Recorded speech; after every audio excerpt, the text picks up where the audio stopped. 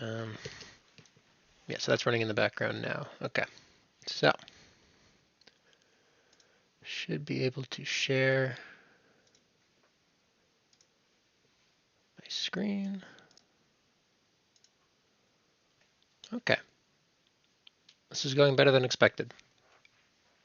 I'm going to try to keep that chat open, so if you have any notes about things that aren't showing up properly or any questions, you can feel free to drop them in there. To the best of my knowledge, there is a way to raise your hand. I think that allows you to speak and ask questions. If somebody wants to try it, we can. Yeah, so I'm going to invite Zed to speak for a moment just to see how it works. Oh, he rescinded the request. Okay, Pickleball, you are invited to speak. Let's just see if it works. I will accept your requests. Okay, I can hear you. Can everyone else hear Pickleball? How will you know if they can hear me? There's a Okay, chat. I'm seeing people say yes, so it looks good. Okay, now how do I kick you out? Don't leave, don't leave. I'll leave. No, I'll no, no, leave. I want to see if I That's can fine. stop you being Okay. moved to audience. Okay, there we go. All right, he's back in the audience. Nice. All right, this isn't the worst thing I've ever used. We'll give it maybe 2 or 3 more minutes for a couple more people to show up, and then we'll see how this goes.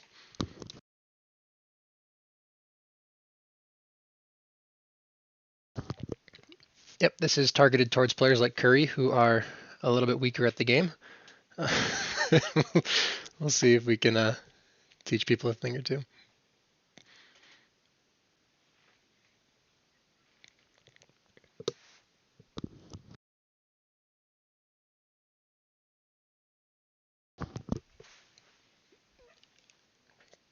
Curry, hopefully I can say some stuff that's helpful for you. It is targeted towards novice level players. One thing I was realizing as I was putting this presentation together is that a lot of higher level players do the things that I'm going to walk through. They just don't always realize they're doing it intentionally. So you've probably learned over time most things I'm about to go over here. I think it'll be kind of cool to see what people realize they are or don't realize they are doing, though.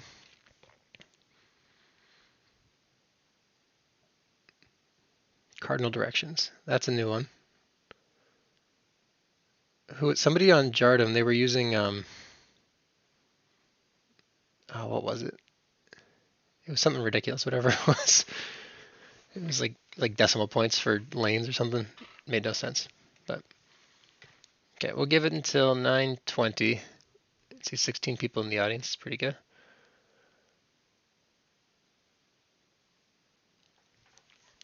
If you know anyone who should be here, feel free to ping them. Can we start? We'll be starting in just a second, random. I just want to make sure everyone who actually wanted to be here has had a chance to be here.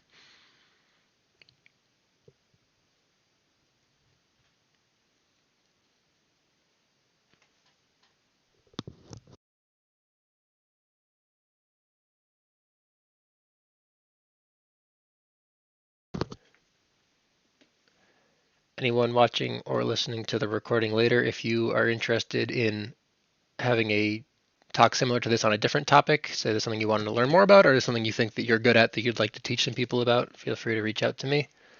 We can put together another one of these with other topics. I plan to run at least one a week myself. I haven't quite decided what next week's going to be, but it sounds like the kind of thing where the more the merrier, the more topics we can cover, the better for everyone. Tag talks, I like that. I'd like to learn about jukes. Okay, I'm not going to be able to teach jukes because I'm not a juking player, but I will see if we can find somebody who knows how to do that. I do really like the name Tag Talks though, so I'm going to see if I can change the name of the channel to that real quick. Edit channel. NALTP Tag Talks. Did that work? Nice. Good call, Spheroid. All right, it is 9:20, which means I'm going to try to start this presentation. Um, if you want to ask questions throughout, feel free to raise your hand. If I think it's a good point for someone to come and ask a question, I will bring you into the voice channel. If you want to ask your questions in chat, you are also free to do that. I'll try to keep an eye on that as we go. Preface that I am not a teacher or a professor, so I'll be doing my best here. I threw this together over the last day and a half, so we'll see if it covers everything, and I'm always happy to talk more about the stuff we're going to go over. So, Contain 101, a coaching exercise by Cheezedoodle. That's me. So, What is contain? We have a lovely image here from Pepe. If you don't watch their comics on the subreddit, I'd recommend you do. So contain essentially is just a chaser chasing down a flag carrier. It doesn't get much more complicated than that, but all it takes is a slight touch to pop the flag carrier. So some common misconceptions with contain. Sooner is better than later for getting a return. I am better than the other player. It doesn't matter how I get the return, just that I get the return. Me getting the return is as important as the team getting the return, and that returns are good to get a return instead of to get a reset. So we're going to go into detail on all of these in the coming slides, but the overarching theme I want to cover is that it's not important that you get the return, it's that your team gets the return, and that's what contain is really going to boil down to. So level 1, these are the basic contain rules that all skill levels should be able to pick up on. You can't see vid, just dots. It should just be a slide. What does that mean? You can see. Okay. Audio cut out for me. All right, I'm going to keep going. Level 1, something that all skill levels should be able to accomplish, essentially. So this is a 2-player contain and return. So here we have an image of 2 players. We have a flag carrier. We're going to walk through what they need to do to get a return. So this is the highest chance of success. It is fastest when executed correctly compared to some other strategies, and it's easy to communicate the exact time a return is coming. So voice comms are a big part of contain in general. So just thinking about anytime a return is coming, if you can tell your team when it's going to come, that's going to benefit them in the long run. So this is a good way to communicate when the return is coming. So the cons are you might get split. When it's performed poorly, the flag might be passed too, and it's vulnerable to handoff attempts. So I don't think it's enough to just tell you what it is. So we're going to talk about 2 different ways to think about 2-person contain. So option 1 is the most common way that people think about it. So they think there are 3 balls, they're all moving to the right. You have your red lines for the direction they're going here. And then each player has kind of a cone that they can cover for their contain. So most people think about, I have 2 people containing. This person's cone is going to cover one part of the map. This person's cone is going to cover the other part of the map. The flag carrier cannot get out.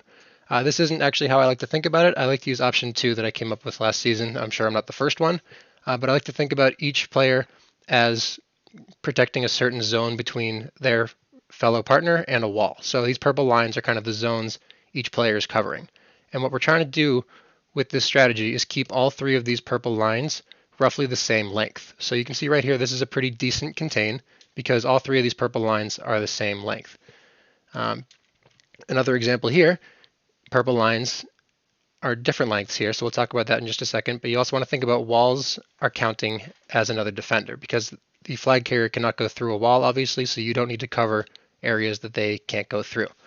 So with this example here, we have Sorry I Suck and Black Magic containing Farva. These are going to be a little hard because they're still images. I do have some videos later on, but just know that this isn't a perfect contain because these lines are not all the same length. So the flag carrier has a low chance of fitting between these gaps and a high chance of fitting between these larger gaps. So the goal of the defenders is to keep these lines the same as they move in so that there's no space opening up for the flag carrier to get out.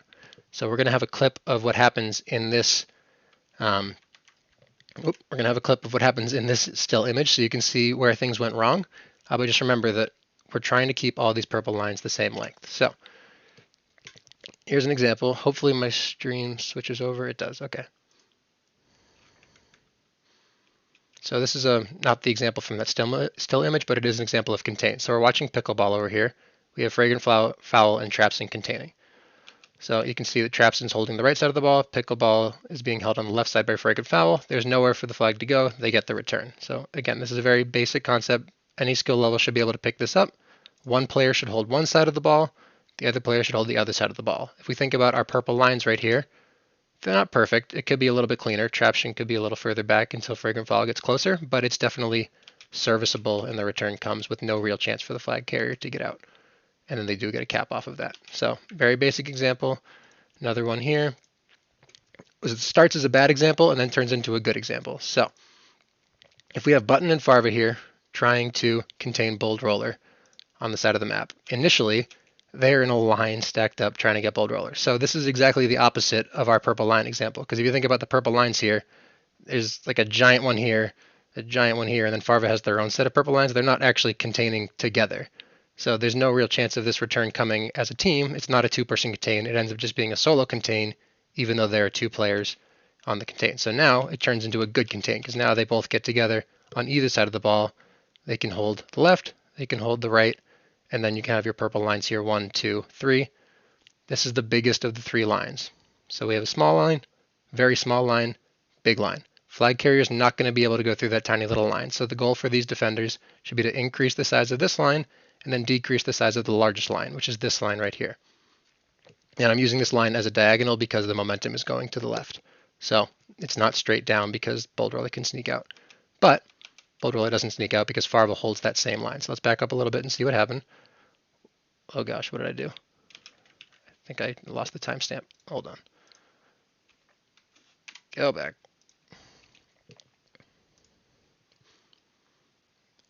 Okay, so this works here because Farva holds to the left. He's following that line. He's shrinking this line. So see how much smaller that purple line got? It's shrinking, and then he gets to a point where the flag has nowhere else to go. So it wasn't a perfect contain, but you can see how they were all moving towards the largest line, making it as small as possible, and then the return comes. So seeing how it works is good. Seeing how it doesn't work, I find, is equally as useful in some cases. So here's an example of the contain not working. So this is that example from before. We have Sorry I Suck and Black Magic. They're containing Farva in the corner. We have purple, purple, purple, purple. The 2 biggest lines are these 2 lines here. So what happens here, Sorry I Suck overcommits and cuts down on one of the purples. So let's watch that again, full speed. Okay. So what should Sorry I Suck have done here? Sorry I Suck should be holding these 2 lines as close together as possible and then responding to Farva. So Farva moves down and Sorry I Suck moves up at the same time. So this is a communication issue where Black Magic should be the one coming in for the return and Sorry I Suck should be holding his position right there because Sorry I Suck has a pretty good spot here. Black Magic has an okay spot, but the flag cannot come through here. So this is not an option. This is an option. This is an option. And this is a very small option. So this option should be basically this size. And we're going to talk about this clip later when it comes to handoffs. So I'm going to move on from it. But just thinking about keeping those lines the same length. Here's another bad example. Unfortunately, also Sorry I Suck and Black Magic. So this one's a little bit better than the last one. Right here, Sorry I Suck does a very good job of keeping the flag carrier to their left, away from where the flag carrier is trying to go. Holds this line, forces Farva to go backwards. Now look at Black Magic. Black Magic's holding these 2 lines here. Pretty much the same size. So Black Magic should be trying to move towards the flag while keeping those lines roughly the same size. But what happens is Black Magic moves to the left. And now look at our signs. We have a very big one here and a very small one here. So if we watch that full speed, we see Black Magic goes a little bit too far to the left right here. And they open up all this space where Farva can't really fit through there. So Farva is able to sneak out. That was a good juke by Farva to hit the wall. Black Magic wasn't expecting that, but that's why that gap opened up. It's because Black Magic didn't keep an even amount of space on either side of their ball. So we're going to talk about that a little bit more as we go, but I want to keep things moving, and we're going to talk to level 2. So this is also a strategy that can be used by all skill levels. It's delaying for the return. Yes, Dogmas, you're right about that, but I'm going to just keep going. So delaying the return is underutilized at pretty much every level. Some people think that they can just go for it, and if they don't get it, that's okay. But you have to think about the whole map and the whole game that's going on. So you always want to be ahead of the flag. So the pro of staying ahead is that you're always ahead of the flag. Nobody can get around you if you just keep backing up. You can control the pace of the game because you can kind of decide when the flag's going to come in, and you can tell your teammates when they're going to come in, and then not never get juked necessarily, but it decreases the chances of you getting juked. So the con is you don't really get the return because all you're doing is slowing down the pace of the game. So returns don't come quickly, and this is very vulnerable to a block coming from the other team. So we'll talk about an example here. I didn't find a great one, unfortunately, but here's an example of Goober. Does a good job of delaying. So Goober comes in, gets the power up, and now Goober's in an open field with the flag carrier, and he says, okay, this is too much, I can't cover all of this. So instead of going for the return in this open field, Goober backs up and says, okay, I'm going to come here instead, and I'm just going to hold Pandora out. So this is a little bit more than just how to contain, but Goober did a very good job of not overcommitting to go for the return. Instead, he said, I'm going to back up, wait for help to arrive, and then Ty is able to come in and get the return for him. So smart play, obviously at this level. You would hope that's the case, but that was the best example I could find, unfortunately. So level 3, most skill levels, this is where it starts to get a little bit more difficult for some players, but it's definitely something you should be able to work towards as you go. So delaying the return to prevent a handoff specifically. So the pros of this, it can lead to a full reset of the flag. Your team can get everything under control, but it is vulnerable to handoffs when you perform it poorly. So you have to make sure you're doing it well if you do this. It does require good nonverbal communication between teammates. You need to kind of implicitly know where the other is going, so just kind of working it out with your teammates beforehand. And then it's a little bit slower at getting a reset than a one-player approach might be. So here's a good example of how it works. So we have Jer and Conman containing Farva. Their Irony and Button are both kind of on regrab, and Jer's looking at the flag here. So he doesn't really want to get this return right here, because if he does and Conman moves in, then they're just completely vulnerable to a grab from Irony. So they don't want this return, even though it might look nice to get a return. Conman does a good job of not going for it. He stays back, waits for Jer to push the flag towards him, and then they move in together. And I don't know what happens after that part of the clip, but the important part is instead of both of them pushing for a return here, they would have gotten the return. It's two people. You can see they have their purple lines here. They could have moved in pretty easily and gotten that return, but the cost of that return would have been the flag being passed too. So they did a good job of not getting a return in this situation and probably prevented a pass 2 or pass 3 situation based on where this flag carrier is. So to review it one more time, it can lead to a full reset because if Farva comes back, and say in this example, Farva was popped right here. Conman was in a little bit better spot. He got the return. Now both defenders got the return. The flag's reset, and they're both close to the flag. So it's very important to think about where am I going to be after I get this return. If you're going to be up in this corner, both of you, that's a bad place to be because now you're behind the play if they have regrab and they're out. So contain is good, but when you do the contain and when you actually capitalize on getting that return is just as important in a competitive game. And again, if you have questions about anything I'm going over, feel free to throw it in the chat. If I'm talking too fast, I do have a tendency to do that, so just let me know. But otherwise, I'm going to just keep rolling through these slides. I think that's where we were. Cool. Okay, so how it works part 2. So we just talked about good and bad places to return the flag, right? So here's an example on the map Oak. So in this still image, Boo has grabbed the flag. Just for the sake of this, momentum is going to the left corner. So we have Perpetualist and Gospel. They both are in a good position to get this return. Boo's going to be cornered here. They can both move in. They can get the return. But there's a big X here because that's not where they want the return to happen. If these two come in, they get the return here. Now we have Beast Mode on regrab, who's going to grab and be out past 2, and our 2 chasers are way behind the play. So it's good to get the return. It's bad to get the return in a bad spot. So the better, yes, free. So the better way to do this is to actually let Boo get out a little bit up towards this green check mark. So I didn't have a good clip because it's not how the play actually worked out. But Gospel of Juke should be backing up here.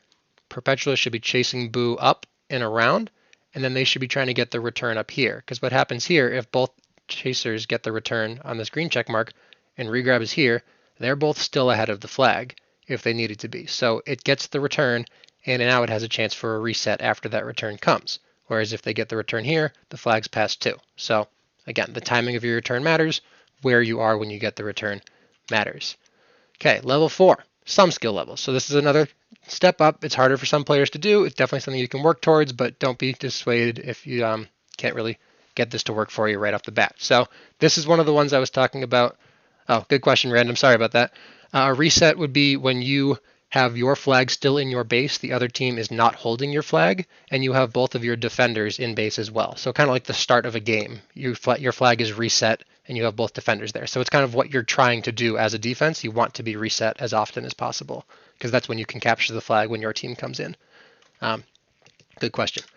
Okay, some skill levels. So this is one of the ones I was talking about earlier where players kind of do this without realizing they're doing it, but the more you can be intentional about this, the better you're going to see the game playing in your favor. So a weak position, for the sake of this, is just a position where the defenders or the chasers can decide when and how a return happens.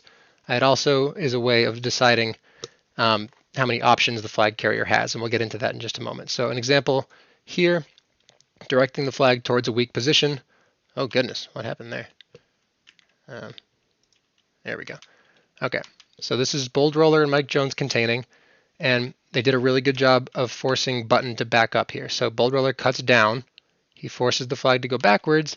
Mike Jones does a good job of keeping that lane out of the question, so Button's forced to go up even higher. and now Button has nowhere to go. Button's put himself into a weak position where he has no elements to work with. There's no bomb up. He can't go top because Mike Jones is there, and Bold Roller reads the situation perfectly and sees that Button does not have the angle to sneak out here, so he's able to get the return. So let's watch that again, full speed. They force the flag into a bad position, and then they get the return because there's nowhere for that flag to go. They did actually get a bomb spawn. I didn't see that before. We'll have some more examples of this if that one wasn't super clear for you. So thinking about forcing the flag into a position where you can control the pace of the game. So in this one right here, DJ Precum does a good job again of forcing J-Swan to cut back after he gets the grab. So J-Swan wants that boost, right? But that's a strong position for the flag carrier. So you force the flag into a weaker position by forcing them away from that boost. So they have to back off. Now your teammate is there. Now you get the return and you have a capping opportunity. So you don't want the flag to be in a strong position on a boost. You want them to be in a weak position close to your teammates, maybe against a wall and away from anything they can use to get away from you. Question from Zed. How do you manage a contain with a blocker like if Farva had abandoned Re for defending FC? So that's a very good question. For the purposes of this presentation, you don't, because that's more of an offensive tactic that you don't see at a novice level. You definitely see that as you move up the ranks a little bit. It comes down to ball control and how to get momentum on the offender so that they don't actually block you out of position. You use their momentum to block you into position, but that kind of goes beyond the scope of this presentation. I'm happy to talk about it more elsewhere, though. Does it help to think about chasers switching towards anti while forcing FC into a weak position with a likely return? Yes. How do I answer that properly? Does it help to think about chasers switching towards anti? Yes. So you want to think about getting the reset. So if you have a clip, Curry, I'm more than welcome to share it here. So when you're chasing, so let's think about Boo and DJ Precum. So anti is a good thing to do. At higher levels, it's not necessarily a set position that you play all the time. When you're on anti, you're still chasing the flag. So in this case, Boo would technically be your anti. He's playing anti on perpetualist, but at the same time, he's multitasking. He's also getting the return on J-Swan. So you can't really think about it as a polarized, you're playing anti or you're getting a return or you're chasing. You're kind of doing everything at the same time. And that's kind of maximizing what you can do on the field too, right? So when you say, does it help to think about switching towards anti?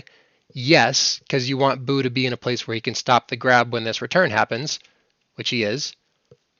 But it's not just that he's stopping this grab, he's also getting the return while he stops that grab. So it's just another kind of thing to think about while it's going. I hope that answered the question, Mr. Peanut. Feel free to ask it again if I didn't quite get to it. But thinking about forcing the flag towards weak positions again, a good way to think about a weak position is the middle of the map, teammates, and anything that's not a map element. So I have some more examples here, but think about anything that limits the options a flag carrier has is a weak position. So here is a very quick one, and this is a good example for players who don't realize they're doing exactly what I'm talking about here. So in the someday, comes up, gets a quick return on no name. It looks like a routine play. You might not even think anything about it, but what in the someday is doing here is he's looking at no name's options. No name can go up and be out, or he can cut back and be down and come around and do whatever he wants to do over here. So he sees his teammate here, Neb. He wants no name to go towards his teammate away from this boost. So the way someday guesses is that no name's going to go for this boost. So he cuts off that boost, he gets the return. No name had the option to cut back here, but that's towards a weaker position because a stronger position would be boosting out past 2. So someday wasn't really thinking about it as objectively as I'm explaining it, but the thought process here is that you don't want the flag to be in a strong position. Now they're dead because they went for it. A better example was this one here. Looking at Prime here. So Prime does a really good job on this play of forcing the flag carrier into a weak position. So the flag carrier wants to get along a wall. A strong position could be along a wall because if the flag carrier is going against the wall, it's a 1v1. It's no name against Prime. He might juke him, he might get returned. That's up to Prime to make the decision there. But what Prime does is says, I don't want you to go against the wall. That's a weak position for me and a strong position for you. I'm going to force you towards the middle of the map where my teammates are. So he forces no name to come through the middle. FK is able to catch up. So again, the strong position for FK, or for no name, sorry, is against the wall with Prime. The weak position for no name is the middle of the map away from the walls and closer to the teammates. So the return comes. I think I have one more example. I hope this is making sense. Feel free to ask more questions if it's not. Okay, so this is fly up here. Hark gets a good grab. Fly is looking at strong and weak positions. The strong position for the flag is away from tie. The weak position is towards tie. So Fly covers the only route Hark has away from tie and forces him into the weak position towards tie. So you can see she gets that return because Hark didn't want to go towards tie because Hark knew that was the weak position. So Hark gets the grab. Fly says this is the strong place for the flag to be. This is the weak place. She covers the strong place so that tie can be there if he goes towards the weak place. Hopefully that makes sense. Toasty, are you in this? I'm sorry if you are, but not that sorry. Okay, level 5, higher skill levels, pincer contain. This is a thing that I've coined. I'm not sure if somebody else has coined this before me with a different name, but I'm calling it a pincer contain. I reviewed about an hour of footage and I couldn't find a good pincer contain, so we're going to watch a failed pincer contain, and I'm going to explain how it works while we're watching this clip. So we'll watch the clip a couple times, full speed, just to see what's going on. Oops. Okay, so we're looking up here. Irony and button, failed pincer contain.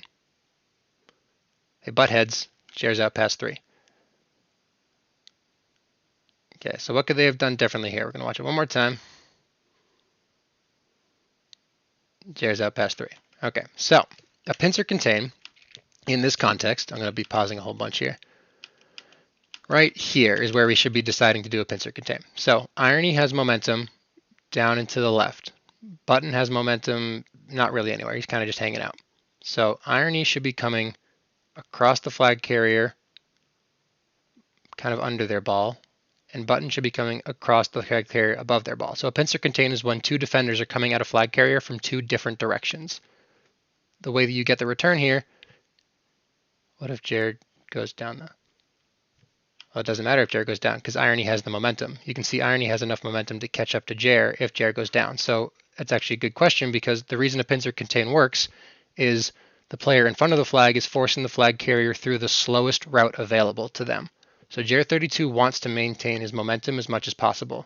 If Button goes up, he might get juked, but Jared32 has to slow down to get around him. That slowing down allows Irony to catch up with the momentum he has. If Button goes down, Jared32 is able to maintain all of his momentum, and he's out no matter what. So the pincer contain works only when one player forces the flag carrier to lose their momentum and allows their teammate to catch up. So I wish I had a better example of this working, but if you just imagine what Jared32 has to do to get around Button if Button goes up right here. He has to stop, go down, come around. In that process, Irony's going to be catching up. They're going to be getting that return.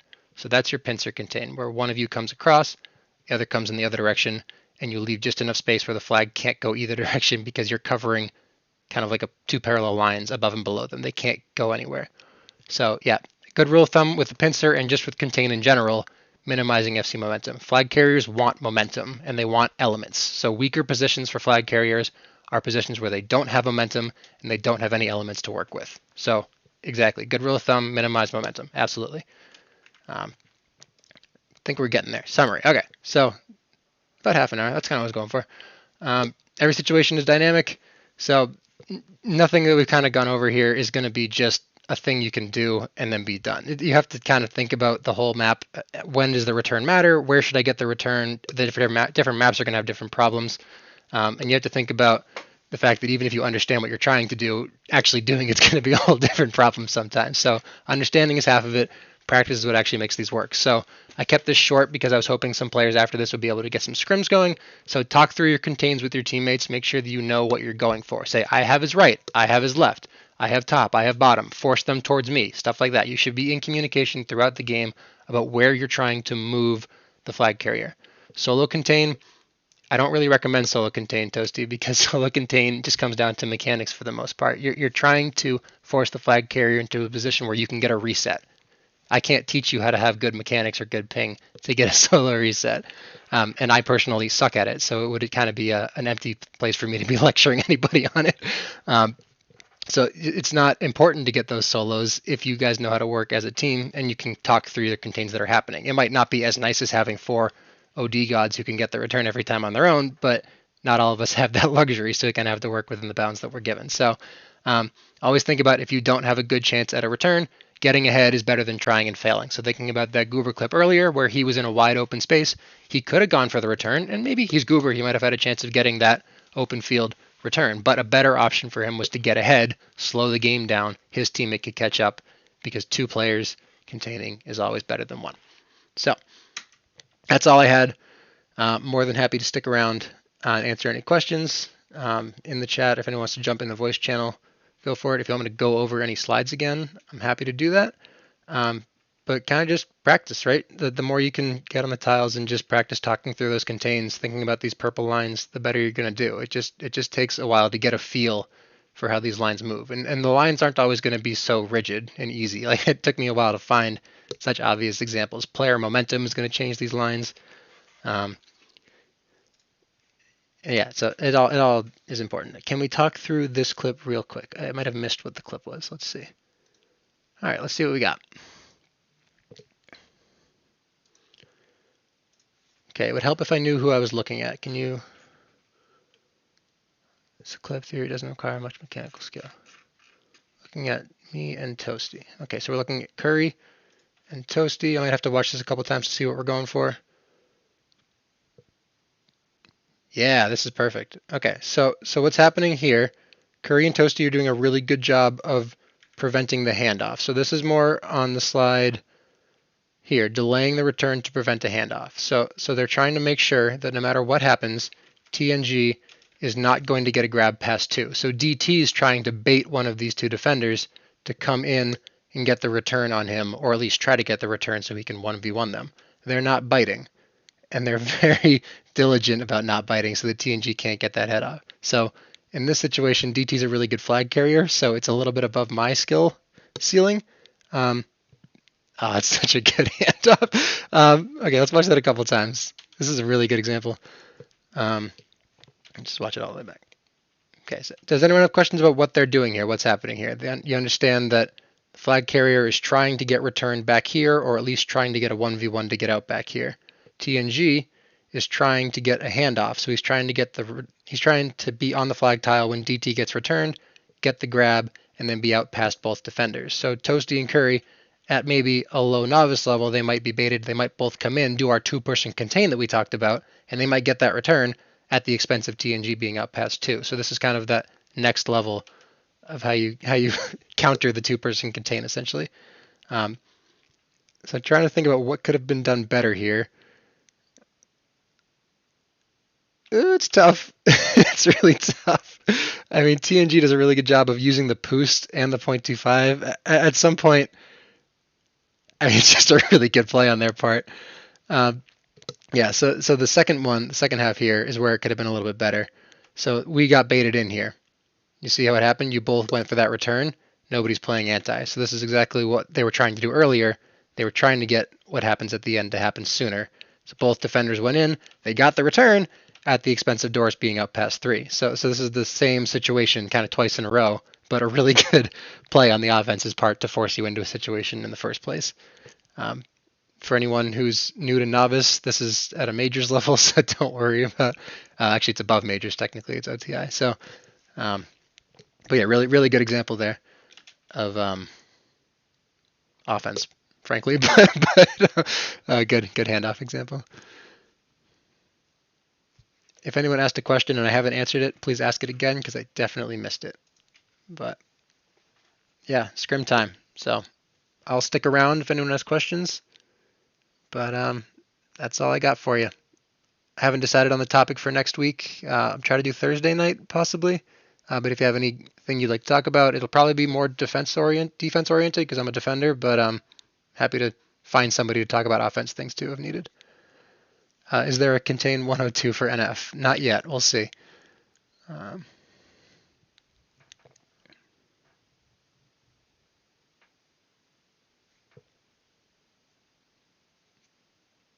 Is there value in doing contain masters? Yeah, I'd say so. Contain masters actually does a very good job of forcing you to do the two-person contain. You have two flag carriers and a bunch of chasers. So it's kind of like the lion and the zebra or lion and gazelle example where you have to pick one. and then the two of you need to hunt down that one person together. So it's really good for chasers to practice finding the flag carrier, cornering them, and then slowly moving in until they can't get the gap to get out, essentially. So thinking about the purple lines from the earlier slide, um, Contain Masters does a really good job of forcing you to practice this and finding how big of a gap you can leave before it's too much and the flag gets out. So I would definitely recommend Contain Masters. For those who don't know what Contain Masters is, it's the Cops and Robbers game mode. It's not baked into the game, but the map name is called Contain Masters. If you want to see where to play it, it's in the Tag Per Server, official Tag Per Server in the How to Play Mini Games channel. I can direct you there if you'd like.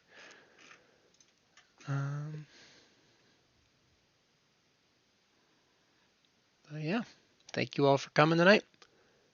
Again, I'll stick around if you have questions, but still don't get what a reset. Yeah, no worries, random. So a reset. Let's use this game that's going on right here for an example. So right now, the red team is reset. So they have the flag in base. They have two defenders in base. Their flag is reset because the other team is not holding it. So they're in a good place right now. You want the flag to be reset because if your offense gets a grab and brings it back, they can capture the flag. If the other team's holding your flag, you cannot capture the flag because they're holding your flag. You have to get the return before you can get the cap. So reset is a good place to be. So using the example from before, oh gosh, I need the timestamp again. Where did it go? Sorry, one moment, please.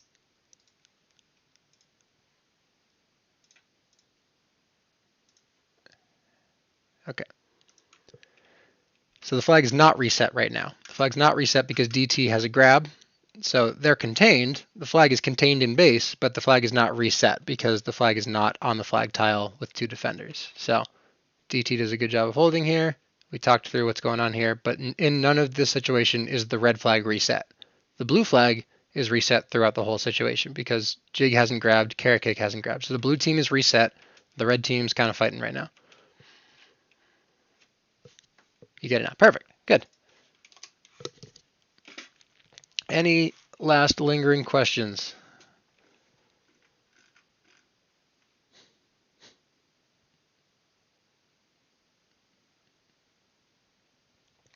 Of course. Thank you for coming.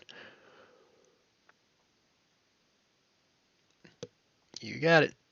I should have a recording for others as well. Golden Axe when. That's classified. How do gates affect the purple lines? Let's see. That's a good question. It gets a little dicey there.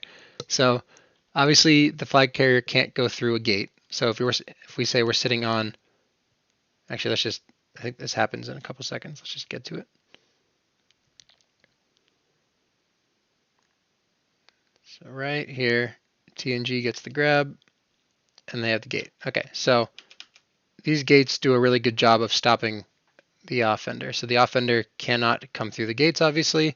So our purple lines are kind of like big line here, big line here, small, basically no lines between them. So it's not the same as your purple line situation because if you come off of the button, now you've opened up a whole bunch of space. So yeah, this isn't really your traditional situation, I guess, with the gates. There's not really a good way to use the same analogy.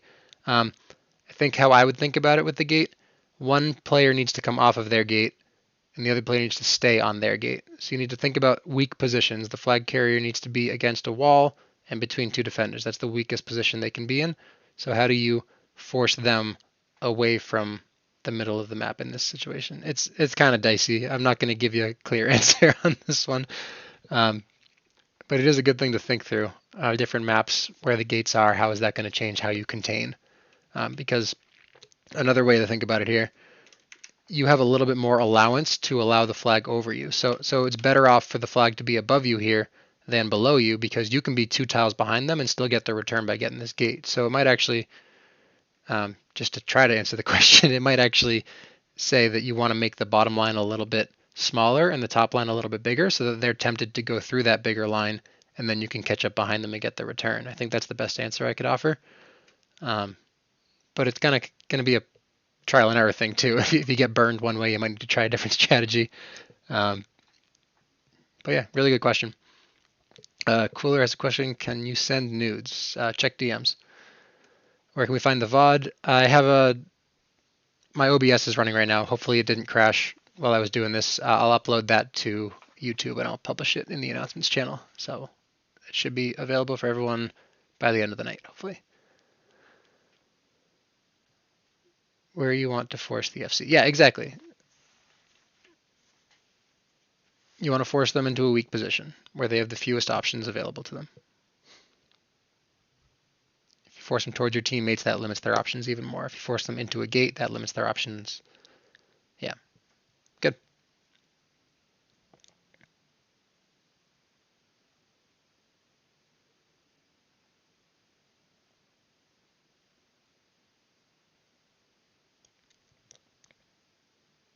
Which CRC members changed? Well, that's not necessarily contain related. I guess it contained you to majors. Does that count? I believe you were approved, and then the minors captains vetoed the approval, if I'm not mistaken. I'll have to go review that. I think that's how it's entered in the hub right now. Yeah. So, all right. Why are there still 16 people here? I have no more information for you. I'm sorry. Thank you all for coming. Go scrim. Enjoy your Friday. Just keep talking. No, I'm going to stop talking. I'm going silent until I see a question.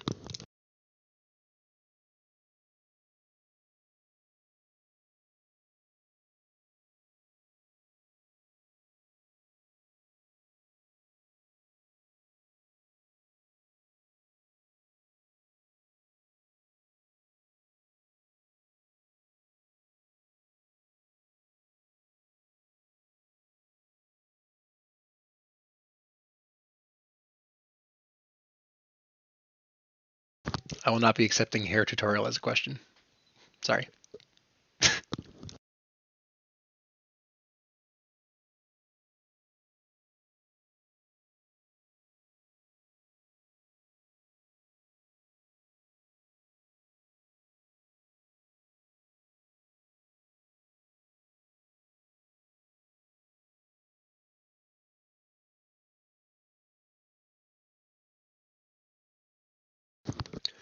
You're welcome, Toasty. Thanks for coming.